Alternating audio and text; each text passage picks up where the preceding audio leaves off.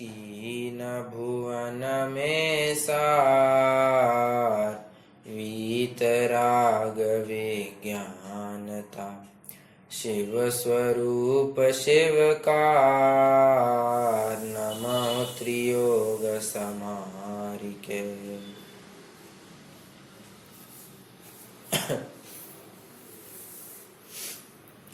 12 भावनाओं की अपनी चर्चा चल रही है, जिसमें हम भावना का अर्थ देख चुके, भावना कितनी होती है इन पर भी चर्चा कर चुके, और पहली भावना अनित्य भावना की ओर हमने उसके ऊपर हमने काफ़ी चर्चा की, जिसमें ये देखा गया कि अनित्य, जो नित्य नहीं सो अनित्य, निरंतर बदलने वाली या बदलते रहने वाली ये पर्याय हैं, उन्हीं की तरफ से ये अनित्यता बताई जा रही है। कह रहे हैं कि इन बदलती बातों पर विशेष ध्यान नहीं देना चाहिए, जो स्थिर वस्तु होती है स्थिर वस्तु का ही उसके ऊपर ही लक्ष्य केंद्रित करना चाहिए। अनित्य वस्तुओं की तरफ देखने से आकुलता ही बढ़ेगी, स्थिर वस्तु का ध्यान करने से आकुलता कम होगी या मिटेगी भी। जो भी कुछ हो वो ग्रेजुअल प्रोसेस ही है। तो अनित्यता हमें ये भी बतलाती है कि ये वस्तु मतलब हर वस्तु अगर बदल रही है, ये पर्याय आई है तो एक समय के लिए बने रहने वाली है, ये भी विला जाने वाली है, चले जाने वाली है, तो शाश्वती किसी भी बात की नहीं है। आज हम किस भी वस्तु के लिए प्रयत्नशील है, अंततोगत्वा इसे यहीं पर छोड़कर जाना पड़ेगा। कितना छोड़कर जाएंगे फिर फर्क इसी में पड़ेगा। करोड़ छोड़ेंगे या लाख छोड़ेंगे, छोड़ना तो यहीं पड़ेगा, अन्य तो कुछ भी ऑप्शन नहीं है। लेकर यहां से कुछ नहीं जा सकते हैं।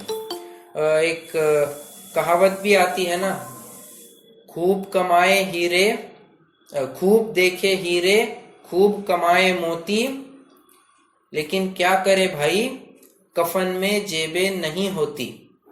क्या कहा? फिर से दोहराता हूं, खूब देखे हीरे, खूब कमाए मोती, पर क्या करे भाई कफन में जेबें नहीं होती।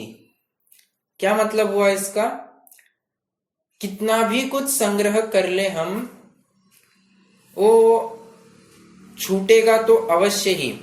साथ में ले जाने के लिए कोई भी ऐसी सिस्टम नहीं बनी है। कफन मतलब जहां पर भी वो दफनाया जाता है, या आप यूं समझिए कि श्मशान भूमि में जब भी जीव जाता है, जीव तो नहीं जाएगा, जब भी वो देह जाती है तब उसमें कफन में किसी भी प्रकार की कोई जेबें नहीं होती है कि जिसमें हम ये सब हीरे मोती डालकर अगले भव के लिए पैक करके लेकर जाए। ये ऐसे कोई भी प्रोविजन या कोई भी सिस्टम आज तक नहीं बनी है। तो जो कुछ भी है सभी का निपटारा यहीं पर करना होगा। अगर अपने पुरुषार्थ से हम इन्हें नहीं छोड़ेंगे, तो ये जब अपने आप से छूटेंगे, जब इन सभी संयोगों का वियोग होगा, तब उस समय में आकुलता के चांसेस बहुत होंगे। आकुलता होगी ही होगी, और हमें वो आकुलता नहीं चाहिए। इसलिए बेहतर है कि क्रमशः हम भी इस अनित्य भावना को समझकर अपने पुरुषार्थ को बढ़ाए, और जो जितनी भी पर्यायाश्रित बातें हैं उन पर्यायाश्रित बातों को गौण करें, और स्वाश्रित बातों पर अपने अनंत गुणों पर ध्यान केंद्रित करें। अनंत गुणों पर ध्यान केंद्रित करने की भी अपेक्षा एक शुद्धात्मा का ध्यान करेंगे तो अवश्य ही ये अनित्यता हमें बाधेगी नहीं। ठीक है।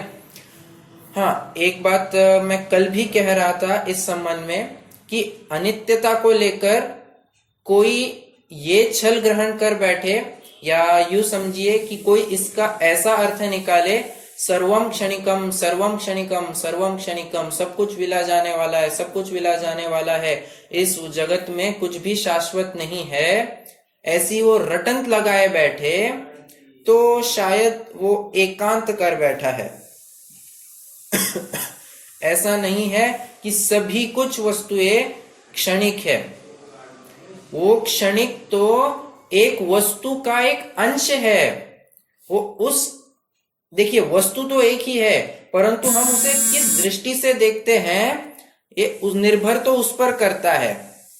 अगर हम पर्याय बुद्धि से देखेंगे तो वस्तु अनित्य दिखाई देगी, और द्रव्य बुद्धि से देखेंगे, द्रव्य दृष्टि से देखेंगे तो वस्तु हमें नित्य दिखाई देगी।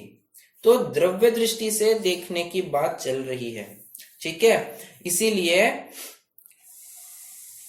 बहुत बार ऐसे भी चांसेस बन जाते हैं कि इस अनित्यता को देखकर, मतलब मैंने अभी जैसे कहा कि सब कुछ यहीं पर छोड़कर जाना है, सभी का वियोग होने ही वाला है, तो कई कई जनों के मन में ऐसे भी विकल्प आ जाते हैं कि जब सब कुछ यहीं पर छोड़कर जाना है तो एक काम करो, अभी ही सब कुछ छोड़ दो।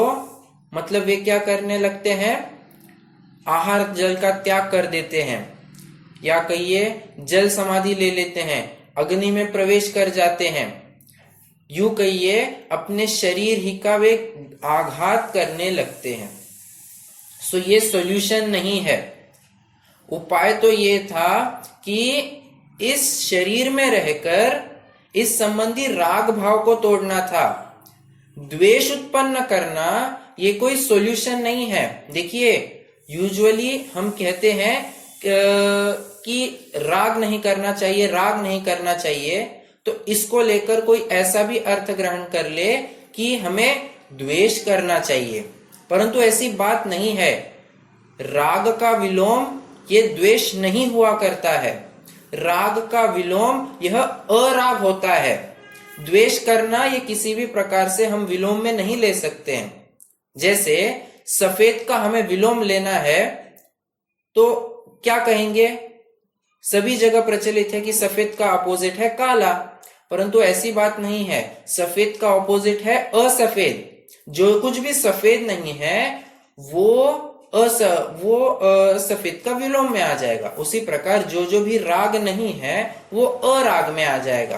तो यहाँ पर अरागपने की बात कही जा रही है। हमें तो शरीर में अराग या वीतरागता उत्पन्न करनी है, ना कि द्वेष।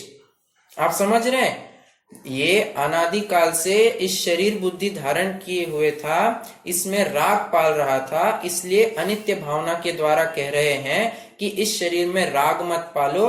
ये शरीर एक संयोग है, इस संयोग का कभी ना कभी वियोग होगा ही होगा। तो राग नहीं करना, इसका अर्थ ये नहीं होता है कि हम शरीर के प्रति द्वेष कर बैठे। ठीक है, दोनों बातों में अंतर है। शरीर के प्रति अराग भाव होना और शरीर के प्रति द्वेष होना, इन दोनों में बहुत बड़ी तफावत है। अरागता ये एक साम्य भाव की परिचायक है, और द्वेष ये एक कषाय है, ये अपने आप में एक विकार है। तो हमें द्वेष युक्त ऐसी उदासीनता नहीं चाहिए, हमें तो वीतरागता युक्त उदासीनता चाहिए। तो अनित्य भावना ये वीतरागता उत्पन्न करती है, वैराग्य उत्पन्न करती है, उसको लेकर ये उदासीनता आती है। आप समझ रहे ये सब पॉइंट? मैंने राग और अराग, द्वेष, इन तीनों में थोड़ा डिफरेंशिएट किया। सभी को क्लियर हुआ ये पॉइंट? हाँ, हो गए। ओके, तो यही बात कहनी थी कि कई बार लोग ऐसे में ही द्वेष कर जाते हैं। और आपने सुना होगा, नहीं होगा, परंतु अपने ही जैन समाज में एक ऐसी घटना भी घटी है कि एक नवविवाहित वर वधू थे और उनको किसी एक साध्वी ने संबोधन दिया कि कहाँ तुम ये झमेले में पड़े हो, क्या संसार में बने हो, तुम अच्छे से थोड़ा सा त्यागमय जीवन जी लेते तो तुम्हारा निहाल हो जाता। तो ये बात वो जो वधू थी, मतलब जो डॉटर इन लॉ कह लीजिए, वो उसके ऊपर वो बहुत ही ऑपोजिट रिएक्शन कर गई। वो निरंतर विचारने लग गई, ओ हो ये सब क्षणिक है, सब क्षणिक है, सब विला जाने वाले हैं। ऐसी निरंतर वो विचार करने लग गई और हुआ you, they both parted their ways. आप समझ गए होंगे मैं क्या कहना चाह रहा हूं। मतलब तलाक की बात हो गई, तलाक हो गया उन दोनों में। फिर 2-3 साल ऐसे ही बीत गए। धर्म की ऐसी कोई विशेष रुचि थी नहीं उस महिला में, और 2-3 साल पश्चात वो फिर से कहने लग गई कि अब मुझे उसी लड़के से शादी करनी है। तो ये अनित्यता जो है ये किसी के प्रति द्वेष उत्पन्न नहीं कराना चाहती है। ये गृहस्थी में रहकर ही ये वितरागता कैसे उत्पन्न हो, इसको बढ़ाने की कोशिश करती है ये भावना। ठीक है, ये ना राग की तरफ बढ़ाती है ना द्वेष की तरफ बढ़ाती है। इन दोनों से ही परे अराग तथा अद्वेष ऐसे मार्ग की तरफ बढ़ाती है। ठीक है, ये अनित्य भावना थी। और हमने इसके संबंध में कई आधार भी देखे थे। भूधरदास जी की 12 भावना देखी, पंडित जयचंद जी छाबड़ा की भी 12 भावना देखी। फिर जो पंडित बुद्धजन जी है जिन्होंने छेड़ाला लिखी है, ये पंडित दौलत राम जी के पहले, तो उन्होंने भी जो अपनी छेड़ाला लिखी है उसमें 12 भावनाओं का जिक्र हुआ है। तो वहां पर भी जयचंद जी छाबड़ा ही की तर्ज पर वे भी ऐसी बात कहते हैं, द्रव्य दृष्टि से वस्तु थिर पर्यय अथिर निहार, और आगे कुछ तो भी है। मतलब कहने की बात इतनी है कि सभी ने इस अनित्य भावना में सिर्फ अनित्यता को ही ऊर्ध्व न करते हुए उसके प्रतिपक्ष में जो नित्यता है उसको भी ऊर्ध्व करने की कोशिश की है, ताकि कोई अनित्यता ही को लेकर उसके ऊपर ऐसा अपोजिट रिएक्शन ना हो जाए। इसलिए उस नित्यता की भी बात साथ ही साथ करते गए हैं।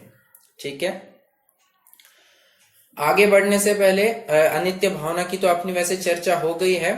अशरण भावना की तरफ बढ़ने से पहले पंडित ये बनारसी दास जी ने एक छंद लिखा है जिसमें समस्त 12 भावनाओं का जिक्र हुआ है। एक ही छंद में उन्होंने 12 भावनाएं गिनाई है। तो पहले वे देखेंगे, फिर हम अशरण भावना की तरफ आगे बढ़ेंगे। जग है अनित्यता में शरण न वस्तु कोय, ताते दुख राशि भव वास को निहारिये। एक चित्त चिन्ह सदा भिन्न पर द्रव्य नित, असुचि शरीर में न आपा बुद्धि धारिये। रागादिक भाव कर कर्म को बढ़ावे, ताते संवर स्वरूप होय कर्म बंध डारिये। तीन लोक माही जिन धर्म एक दुर्लभ है, ताते जिन धर्म को न छिन्न हो विसारिये। देखिए, एक छंद में उन्होंने 12 भावनाएं गिनाई हैं। मैं आपको थोड़ा सा एनालाइज करके बताता हूं। जग है अनित्य, अनित्य भावना। तामे शरण न वस्तु कोय, अनित्य ये जगत है, इसमें शरणभूत कोई वस्तु कैसे हो सकती है? अशरण भावना भी आ गई। ताते दुख राशि भव वास को निहारिये।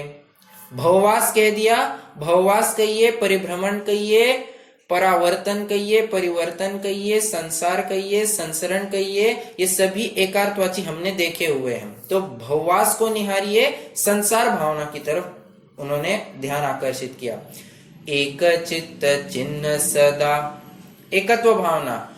भिन्न पर द्रव्य नित्य, अन्यत्व भावना। अशुचि शरीर में न आपा बुद्धि धारिये। अशुचि शरीर में कितना अपना एकत्व करेंगे? ये अशुचि भावना की तरफ भी, अशुचि भावना को भी उन्हें उजागर किया। आगे, रागादिक भाव करे कर्म को बढ़ावे, ताते रागादिक भाव करे, ये आश्रव और कर्म को बढ़ावे, ये बंध। हालांकि हमने आश्रव और बंध ये आश्रव भावना में ही ले लिए थे, ठीक है, तो आश्रव भावना भी इसमें आ गई। संवर स्वरूप होय कर्म बंध डारिये, तो संवर स्वरूप, संवर भावना, कर्म बंध डारिये मतलब कर्मों की निर्जरा करना, तो ये निर्जरा भावना भी आ गई। तीन लोक माही, लोक भावना, जिन धर्म एक दुर्लभ है, बोधि दुर्लभ भावना। जिन धर्म मतलब जिनेन्द्र कथित जो उपदेश है, जो बोधि है, वो बहुत दुर्लभ है, ऐसी बोधि दुर्लभ भावना भी कही। और अंत में कह रहे हैं ताते जिन धर्म को न छिन्न हो विसारिये, इसलिए हे जीवो कभी भी इस रत्नत्रय रूपी धर्म को नहीं भूलना। ये धर्म भावना का भी बात आ गई, ठीक है। तो इस प्रकार से 12 ही भावनाएं एक छंद में उन्होंने कॉम्पैक्ट करके दे दी है। ये छंद तो याद हो गया तो बस हमारी 12 भावनाएं भी याद हो जाएगी। बहुत अत्यंत संक्षेप में उन्होंने पूरा सार भरने की कोशिश की है। चलिए, अनित्य भावना वैसे अपनी हो गई है, अभी हम अशरण भावना की तरफ बढ़ जाते हैं।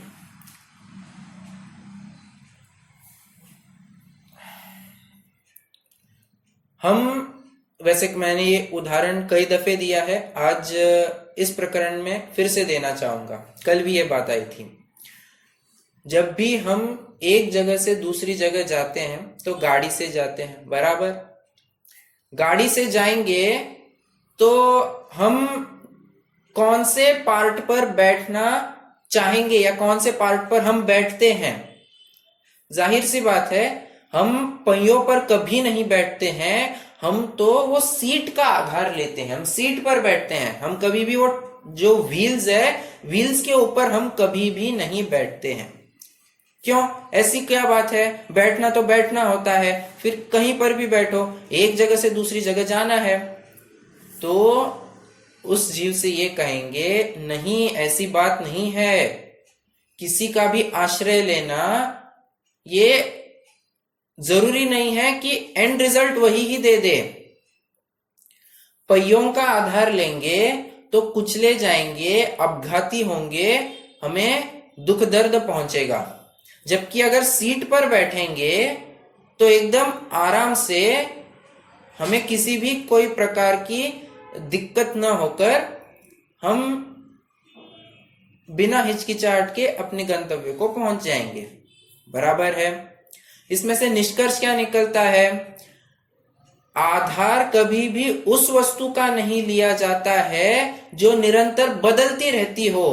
यूं कहिए, कभी भी अनित्य वस्तु का आधार नहीं लिया जाता है। देखिए, अनित्य भावना को ही लगकर अशरण भावना ली है। क्यों? क्योंकि अनित्य वस्तु हमेशा अशरण ही होती है, कभी भी शरणभूत नहीं हो सकती है, उसका आधार नहीं ले सकते हैं। तद्विपरीत जो नित्य वस्तु है, स्थायी अंश है, उसी का आश्रय लिया जा सकता है और वही वास्तव में शरणभूत है, जो कभी नाश को प्राप्त नहीं होगा, जो शाश्वत होगा, वही परम आश्रय करने योग्य है, वही शरणभूत है, बराबर। चत्तारी मंगल में हम क्या पढ़ते हैं? वे पंक्तियां कोई मुझे सुनाएगा? चत्तारी मंगल पाठ में क्या पढ़ते हैं वो?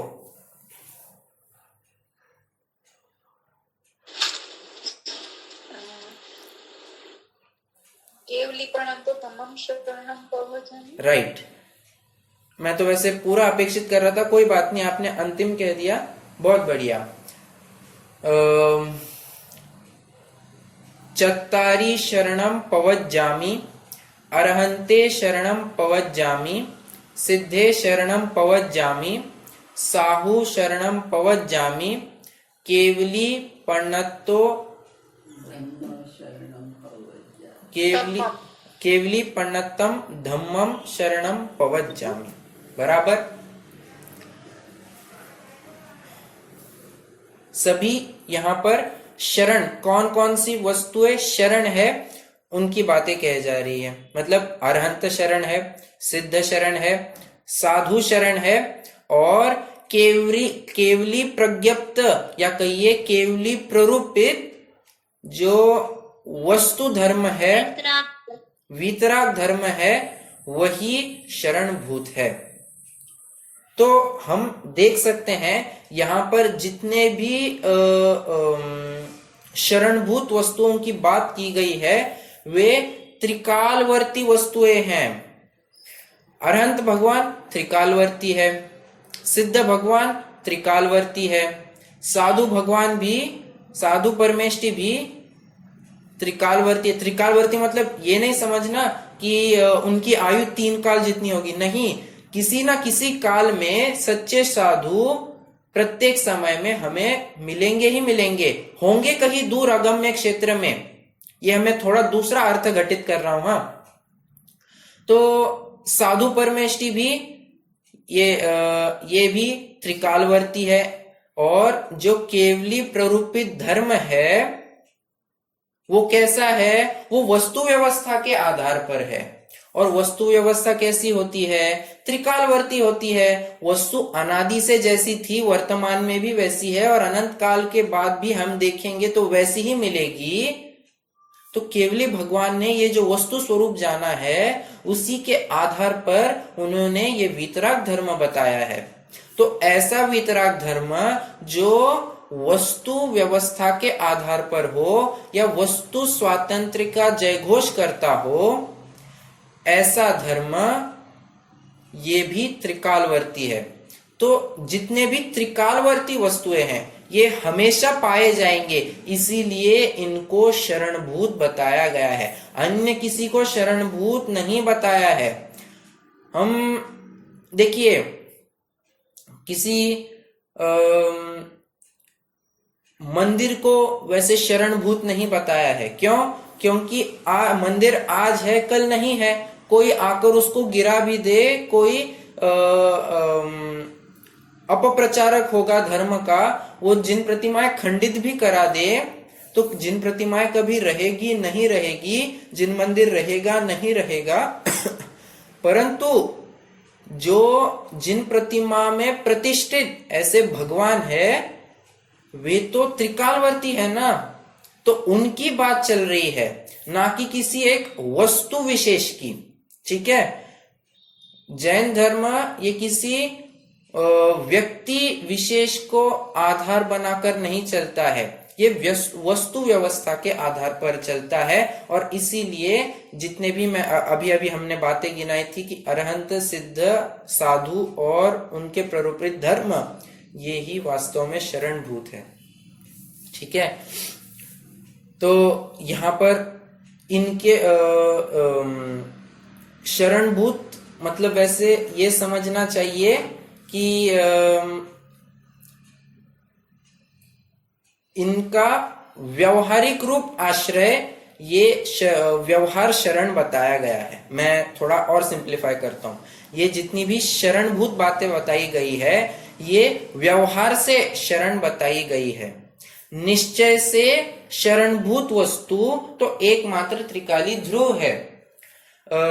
अष्टपाहुड़ में भी एक गाथा आती है, अरुहा से धायरिया उज्झाया साहु पंच पर मेठी ते विहु चिट्ठिया दे तम्हा आदाहु में शरणम। क्या कह रहे हैं?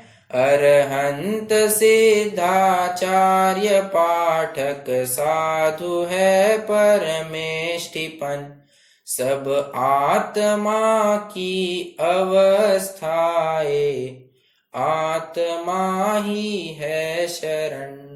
व्यवहार से हम अरहंत कहते हैं, सिद्ध कहते हैं, आचार्य उपाध्याय साधु को वंदन करते हैं, परंतु ये पंच परमेष्टि जो हम कहते हैं ये ठीक है, पंच परमेष्टि कह दीजिए, परंतु मूल रूप से ये सभी क्या है? ये सभी तो एक आत्मा ही की तो अवस्थाएं हैं। आत्मा को हम साधक अवस्था में देखेंगे तो हमें साधु दिखाई देंगे, आचार्य उपाध्याय साधु दिखाई देंगे। अगर वितरागी सर्वज्ञ देखेंगे, हितोपदेशीपना देखेंगे तो हमें अनंत दिखाई देंगे, और सकल कर्मते रहित अवस्था सो शिव थिर सुखकारी, ऐसे हमें सिद्ध भगवान दिखाई देंगे। तो ये क्या है? ये आत्मा ही की तो अवस्थाएं हैं, इसीलिए आत्मा ही है शरण। तो उन्होंने व्यवहार से तो पंच परमेष्टि शरणभूत है, परंतु निश्चय से एकमात्र शुद्धात्मा ही शरणभूत है। पंडित जयचंद जी छाबड़ा भी इसी तर्ज पर ये ही शब्द कहते हैं, क्या? शुद्धात्म अरु पंच गुरु जग में शरणो दोय, मोह उदय जिय के वृथा आन कल्पना होय। क्या कह रहे हैं? शुद्धात्म और पंच गुरु जग में शरणो दोय। इस जगत में दो ही शरणभूत वस्तुएं हैं। व्यवहार से विचारेंगे तो हम पंच परमेष्टि दिखाई देंगे, निश्चय से विचारेंगे तो एकमात्र अपना शुद्धात्मा ही शरणभूत है। परंतु ये जीव क्या करता है? मोह उदय जिय के वृथा आन कल्पना होए। इसके मोह के उदय से ये इतना विपरीत सोचने लगता है कि इसकी कल्पनाएं किसी अन्य दिशा में ही दौड़ने लगती है। उसे लगता है कि कोई भगवान आकर मुझे बचाएंगे, उसे लगता है कोई माता पिता आकर, कोई वैद्य हकीम मुझे शरणभूत होंगे, परंतु ऐसी बात नहीं है। शरणभूत सिर्फ दो ही बताए गए हैं, इसके अलावा और कोई भी शरणभूत नहीं है। अभी ये जो मैंने बात कही कि मोह उदय जिय के वृथा आन कल्पना होए, तो अन्य आन कल्पना ये कैसे कैसे हो सकती है, हम इसको भी थोड़ा विचारते हैं। मैंने थोड़ा सा अभी संकेत कर ही दिया था कि कोई देवी दहाड़ी को पूजे, धर्मेंद्र पद्मावती को माने और ये इच्छा रखे कि ये मेरा कुछ भला कर देंगे, तो ऐसी बात बिल्कुल भी नहीं है। क्यों? अच्छा, ये भी नहीं है कि कोई विचार करेगा कि सच्चे वितरागी देव जो है वे हमारा कुछ भला बुरा कर देंगे। जब वितरागी ही हमारा कुछ करने में समर्थ नहीं है, तो रागी देवी देवता कुछ करने में तो समर्थ है ही नहीं। वैसे वे तो नामधारी देवी देवताएं हैं, वे तो उपचार से देवी देवता कहे जाते हैं। अगर परमार्थ से देखेंगे तो वे भी कुदेव में ही आएंगे। तो अभी तक हम दूसरी ढाल में, तीसरी ढाल में इसी का खंडन करते आए हैं कि जो कोई भी कुगुरु कुदेव कुधर्म सेव पोषे चिर दर्शन मोह एव, तो अपने दर्शन, जो कुगुरु कुदेव और कुधर्म का सेवन करता है, वो अपने अनादि काल से चले आ रहे दर्शन मोही को पोषण करता है और अनंत काल तक पोषण करता रहेगा। बराबर। तो इसी के ऊपर से वो ये पंक्ति घटित कराई है हमने, मोह उदय जिय के वृथा आन कल्पना होए। तो आन कल्पना में हम ये ले सकते हैं कि कुगुरु कुदेव कुधर्म का सेवन करना, उन्हें भजना, ये भ्रांत कल्पना है। कोई यहाँ पर किसी के सुख दुख में बाधक नहीं है, ना ही साधक है। सभी को अपना अपना कार्य देखना है।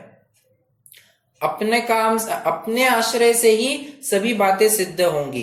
कोई थर्ड पार्टी आकर हमारे सिस्टम में कुछ इंटरफियर करना चाहे, तो ऐसी बात वस्तु व्यवस्था को स्वीकृत नहीं है। यह वस्तु व्यवस्था के विपरीत होगी।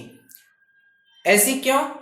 क्यों थर्ड पार्टी कुछ आकर कुछ कर क्यों नहीं सकती है? क्योंकि हम पहले ही देख कर आए हैं, ये सभी वस्तुएं अनित्य है।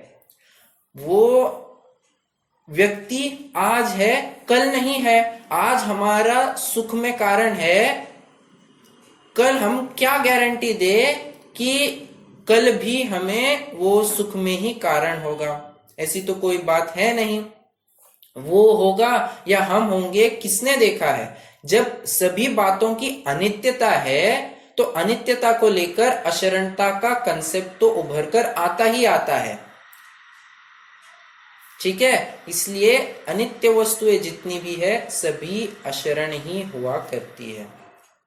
हम वैसे छह ढाला का छंद ही नहीं पढ़ चुके हैं, अभी छह ढाला का छंद पढ़ते हैं, फिर और चर्चा करेंगे।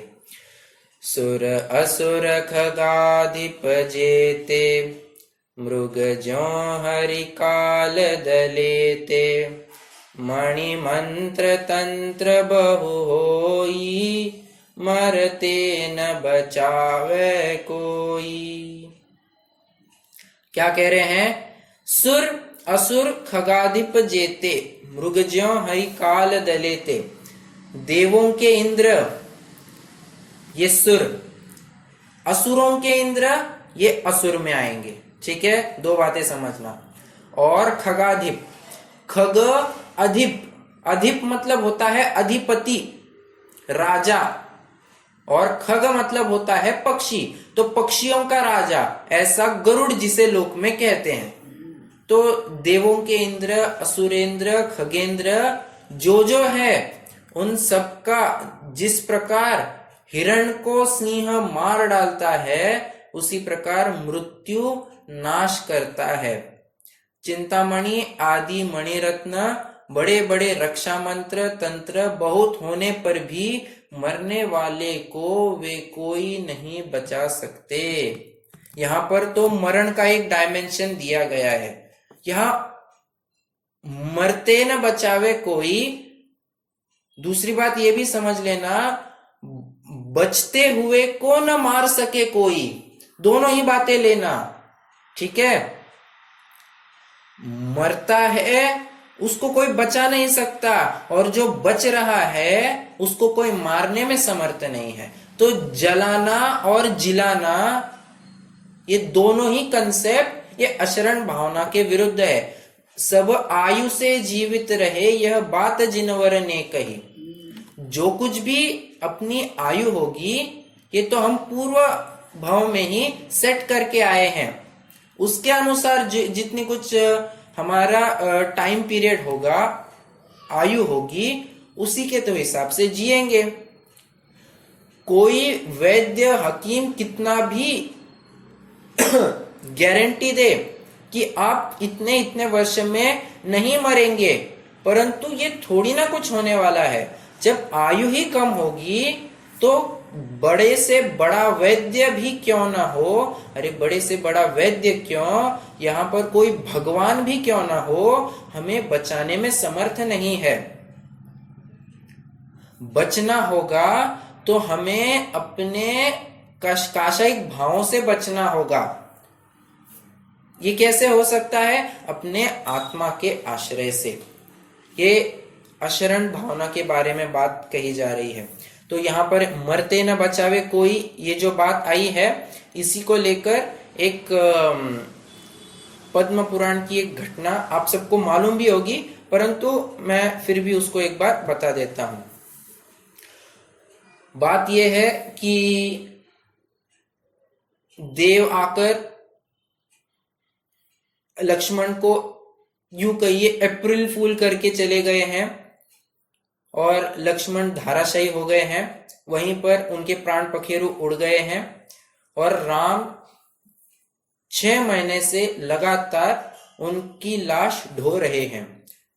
हर एक वैद्य हकीम को दिखाकर आ चुके हैं कि कोई इसका इलाज करो, हे लक्ष्मण तुम उठो, देखो मैं तुम्हें कहाँ लेकर आया हूं। उन्हें उठाने की कोशिश चल रही है, सभी प्रकार के उपाय करके देखे, परंतु अभी तक तसल्ली नहीं हो रही है।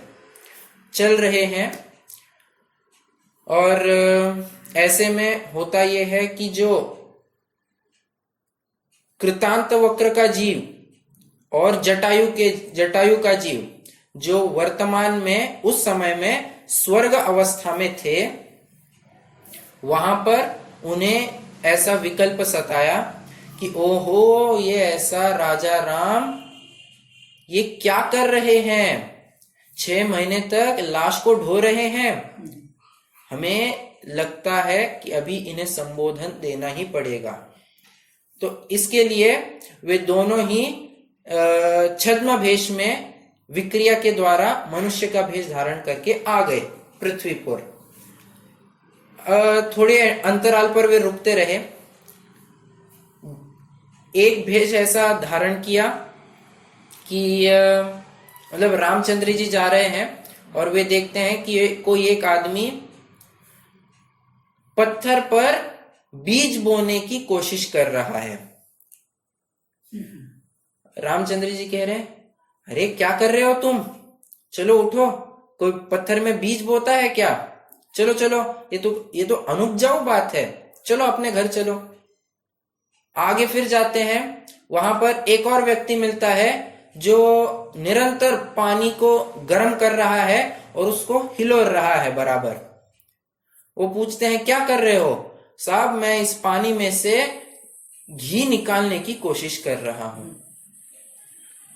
तो रामचंद्र जी कहते हैं, तुम्हें समझता नहीं है, पानी में आज तक तुमने कभी घी देखा है? घी जहां घी का स्रोत है वहीं पर जाना होगा ना, तुम दूध के पास जाओ, तुम पानी में क्या कर रहे हो, तुम समझते नहीं हो क्या? आगे चलते हैं, वहां पर एक और जीव मिलता है। वो घानी में धमाधम किलो भर क्विंटलों टनों मिट्टी डाल रहा है घानी में, मिल में। तो रामचंद्र जी फिर उसको पूछते हैं, क्या कर रहे हो तुम? साहब मैं इस मिट्टी में से तेल निकालने की कोशिश कर रहा हूं। तो रामचंद्र जी माथे को हाथ लगाते बोलते, अरे आज तक कभी तेल निकला है क्या मिट्टी में से? नहीं ना, तो तुम व्यर्थ में क्यों विकल्प ऐसे दौड़ा रहे हो? तो रामचंद्र जी के ये वचन सुनते ही दोनों ही जटायु के जीव और कृतांतवक्र के जीव उनके सामने प्रस्तुत होते हैं अपने मूल रूप में और कहते हैं, राजन जिस प्रकार ये सभी बातें आपको निरर्थक दिखाई दे रही है, उसी प्रकार आप जो ये 6 महीने से ये भार ढो रहे हो, मरे हुए जीव को आप पुनः जिंदा करने की कुचेष्टा कर रहे हो, ये भी तो उसी प्रकार निरर्थक बात सिद्ध हुई। अतः हे राजन आप चेत जाओ, कहाँ इस मोह में अटके हो, छोड़ो, ये तो एक पल का संयोग था। अपने जितने काल के लिए इनके साथ संयोग बना था, बस उनका संयोग का वियोग हो गया है, तो इस वियोग में हर्ष विषाद क्यों करना, छोड़ दो इन सब बातों को। तो ये वचन सुनते ही फिर रामचंद्र जी भी सचेत हो गए। वे सोचने लगे कि हाँ, मैं व्यर्थ में ही इस लाश को ढो रहा हूँ, मुर्दे को मैं पुनः जीवंत करने की कोशिश कर रहा हूँ, ये तो सरासर गलत बात है। और फिर इसी को लेकर उन्हें वैराग्य भी उत्पन्न हुआ और उन्होंने मुनि दीक्षा धारण कर ली। कहने की बात इतनी है कि जो वस्तु संभव नहीं है तो उसमें से आउटपुट निकालना ये बहुत ही वियर्ड काम है, या यूं कहिए ये एक दुस्साहस है। पंडित डॉक्टर हुकुमचंद जी भारिल्ल की जो 12 भावनाएं हैं, ये जो मैंने अभी 3 उदाहरण दिए हैं, उसी की तर्ज पर उन्होंने पंक्तियां भी लिखी है अशरण भावना में ही। मंथन करे दिन रात जल घृत हाथ में आवे नहीं, रज रेत पेले रात दिन पर तेल जो पावे नहीं, सद्भाग्य बिन जो संपदा मिलती नहीं व्यापार में, संयोग सब अशरण शरण कोई नहीं संसार में। क्या कह रहे हैं? मंथन करे दिन रात जल घृत हाथ में, कितना भी दिन रात हम पानी को ओटते क्यों ना रहे, हिलोरते क्यों ना रहे, घी उसमें 3 काल में नहीं आएगा। रजरेत जो है, मिट्टी के कण है, उसको हम कितना भी पेले, उसमें से एक बूंद भी तेल नहीं बनेगी। और आगे कह रहे हैं, सद्भाग्य बिन जो संपदा मिलती नहीं व्यापार में। अगर भाग्य ही नहीं रहेगा तो कितना भी पुरुषार्थ करो, पैसे कहां से होंगे? कार्य तो तभी होगा जब पांचों समवाय एक साथ आएंगे। जब भाग्य रूपी समवाय ही नहीं है हमारे साथ, तो कितना भी पुरुषार्थ डालने पर कोई आउटपुट आने वाला नहीं है। इसीलिए ये जितने भी अनित्य वस्तुएं हैं उन पर तो अपने एफर्ट एक्सरसाइज करना ये अत्यंत कुचेष्टा है, नहीं करनी चाहिए, क्योंकि आउटपुट इससे कुछ भी नहीं आने वाला है। मैंने इतना सब कुछ क्यों कहा? तो ये सब बातें मैंने अशरण भावना को लेकर कही है। और आपने थोड़ा नोटिस किया होगा कि इस अशरण भावना में अनित्य भावना की भी थोड़ी पुट आई और अनित्य भावना में भी अशरण भावना की थोड़ी पुट आई, क्योंकि एक भावना का रूप दूसरे भावना में आपको मिलेगा ही मिलेगा। ऐसी बातें आपको संसार भावना में भी मिलेगी, लोक भावना में भी मिल सकती है, बोधि दुर्लभ भावना में भी मिलेगी, धर्म भावना में भी मिलेगी। तो ऐसी बात रहती है, एक भावना का रूप दूसरे भावना में होता है। यहाँ पर तो अशरण भावना का वैसे स्वरूप चल रहा है, तो उसी के बारे में मैंने थोड़ा विस्तार से एक आपको व्यू देने की कोशिश की कि अशरणता की बात कही जा रही है। हम जितनी भी अपनी भोग सामग्री है उसी को शरणभूत मान बैठते हैं कि ये मुझे सुख देगा, ये मुझे सुख देगा। जितनी भी दुखदायक बातें हैं हम उन्हें दूर करना चाहते हैं, क्योंकि ये मुझे दुख देगा, ये मुझे दुख देगा। तो ऐसी बात तो है ही नहीं। कोई वस्तु इष्ट अनिष्ट है ही नहीं। तो जब इष्ट अनिष्ट की कल्पना मिट जाती है तो अशरण भावना अपने आप अपना कमाल दिखाने लगती है। क्यों? हमें अशरण भावना क्यों बतानी पड़ी? इसीलिए बतानी पड़ी क्योंकि आज तक यह जीव इष्ट वस्तुओं में शरण की भावना मानता था, उनमें से सुख उत्पन्न होगा ऐसी मान्यता रख रहा था, और जो अनिष्ट वस्तुएं थी उनसे दुख उत्पन्न होगा, उनसे दूर हो रहा था। तो ये सब मान्यताओं को मिटाने के लिए आन कल्पनाएं, ये जो अन्य अन्य मोह के निमित्तक जो विकल्प होते हैं, इन सभी को दूर करने के लिए ये अशरण भावना की बात कही है। एक अशरण भावना के बारे में एक छंद भी आता है, शरण रहा था खोजता इस संसार मंझार, निज आत्म मुझको शरण तुमसे सीखा आज। क्या कह रहे हैं? मैं ढूंढ रहा था कौन मुझे सुखी करेगा, कौन मुझे सुखी करेगा। मैंने अपने घर परिवार काफिले में थोड़ी बुद्धि अपनी भ्रमाई कि ये मुझे सुख देंगे, नहीं मिल पाया। मैंने अपने प्रोफेशन में, बिजनेस में, जॉब में, अपने गृहस्थी के कार्य में सुख उत्पन्न करने की कोशिश की, परंतु नहीं, वहां पर भी मुझे निरंतर हिचकिच और माथापच्ची ही मिली। मैं और कहीं जाता, मैंने खेल कूद में देखा, वहां पर भी मुझे हार जीत का निरंतर टेंशन बना रहा। तो ये भी वास्तव में मुझे सुख देने की कोशिश नहीं कर रहा था। परंतु भगवान, मैं आज आपके पास आया हूं तो आप जिसकी शरण ले चुके हो, ये मैं आपसे आज सीखा हूं कि आपने अपनी आत्मा का शरण लिया है, तो मुझे भी अपनी आत्मा ही की शरण लेनी चाहिए। ठीक है, चलिए, ये अशरण भावना की बात अपनी हो गई है। कुछ और बात हो तो आप रख सकते हैं, कोई और पॉइंट आपको ऐड करना है, कुछ शंका हो पूछ सकते हैं, नहीं तो मैं एक बिंदु कहकर मैं आज के लिए रुकना चाहूंगा।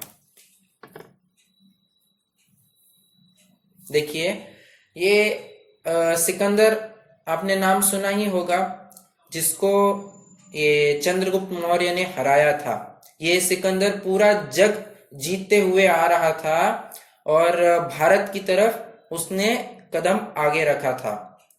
तो चंद्रगुप्त मौर्य ने उनको रोक दिया और परास्त कर दिया।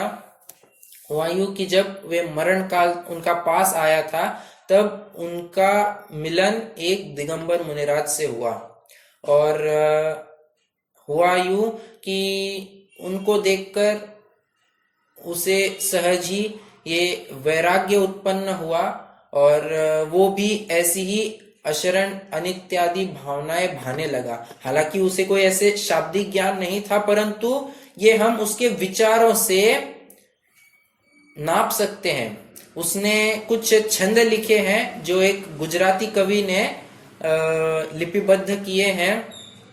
मुझे अब वैसे पूरे याद नहीं है, जितने कुछ याद है मैं उनको कहता हूं। मारावदा